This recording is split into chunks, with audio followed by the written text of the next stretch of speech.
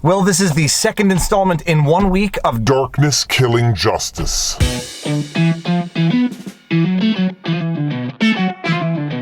Viva Frei, Montreal litigator turned YouTuber, and there is no Winnie the Westie today because I am sitting in a parking lot at a kid's birthday party. It's one of those trampoline houses, except I'm not going in because I refuse to show papers to go into an establishment anywhere ever, and because it's a trampoline house, this is especially difficult for me. I love birthday parties, I love trampoline houses, but instead I'm going to sit in the car and wait for my kid and do some work. And this is the second episode in 1 week where I've had to break out my new expression of darkness killing justice. The last vlog, I think it was either the Ghislaine Maxwell trial being conducted in effective darkness or what's going on with Project Veritas. This time, it's what's going on with Steve Bannon.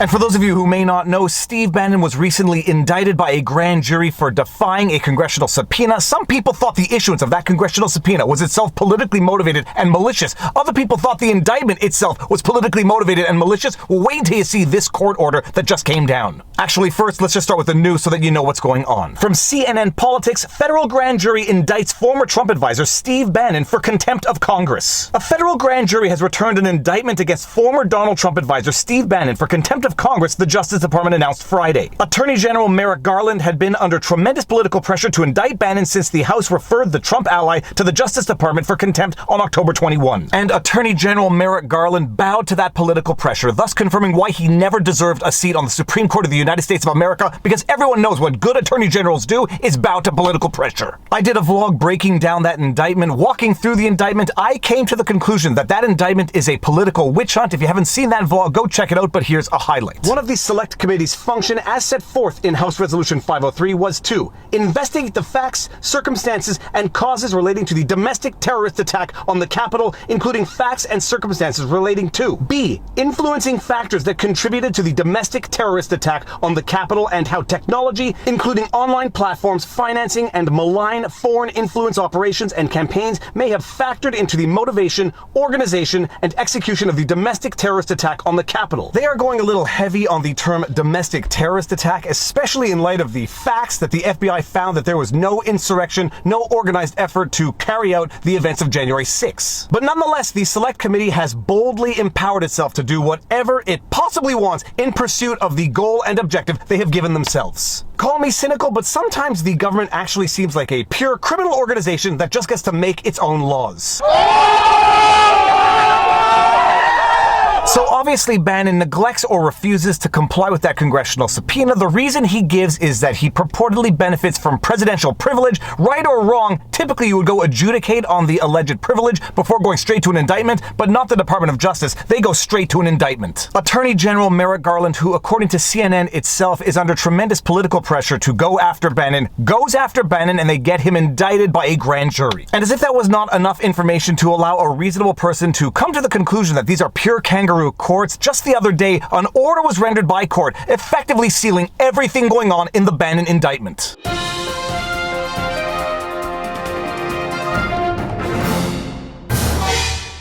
United States District Court for the District of Columbia, United States of America versus Stephen K. Bannon, defendant. Protective order governing discovery and authorizing disclosure of grand jury testimony. The United States has moved for entry of a protective order that would govern discovery in this matter. Defendant Steven Bannon opposes in part. Bannon questions the scope of the proposed order and seeks to have certain information excluded from its terms. The court has considered all the parties' filings and the cases cited therein, as well as the position stated in the hearing on December 7, 2021. To expedite the flow of discovery material between the parties and to adequately protect certain information that the United States intends to produce to Bannon, the government's motion is granted in part and pursuant to the court's authority under Federal Rule of Criminal Procedure 16D1, it is hereby ordered. The court order says that it is granted in part, but I don't see a part of this order that has not been granted. What this order is effectively going to do is ensure that everything that is going on in the context of the Bannon indictment is done under the cloak of darkness, and as we know, darkness kills justice. No limit on already possessed or public documents. Maybe this is the portion of the order that it does not cover, and thank goodness that the court order does not govern public or already possessed documents. What a concession, but let's go on to see what exactly is covered by this order. All materials provided by the United States in preparation for or in connection with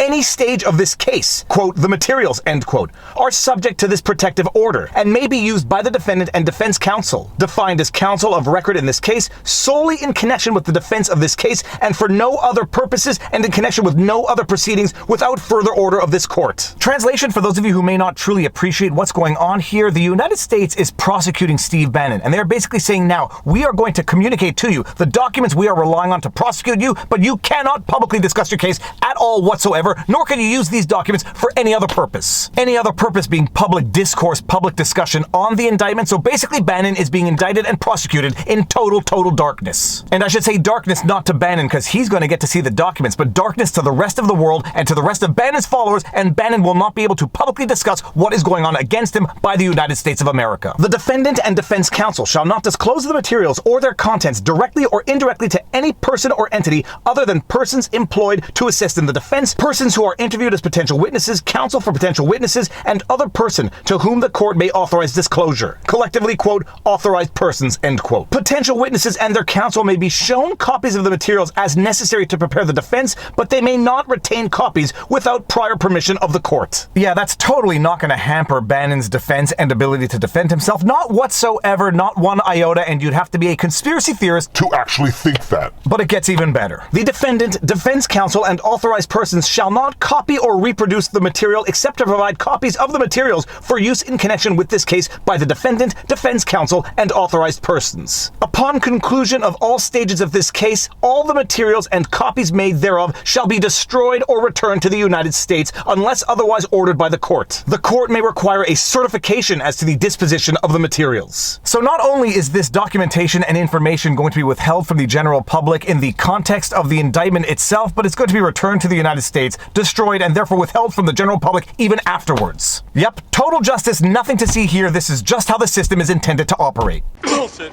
And then it gets even stricter as relates to alleged sensitive material. Sensitive materials must be maintained in the custody and control of defense counsel. Defense counsel may show sensitive materials to the defendant as necessary to assist in preparation of the defense, but defense counsel may not provide a copy of sensitive materials to the defendant. Moreover, if defense counsel does show sensitive materials to the defendant, defense counsel may not allow the defendant to write down any personal identifying information as identified in Federal Rule of Criminal Procedure 49.1 that is contained in the sensitive materials. If the defendant takes notes regarding sensitive materials, defense counsel must inspect those notes to ensure that the defendant has not copied down personal identifying information as identified in Federal Rule of Criminal Procedure 49.1.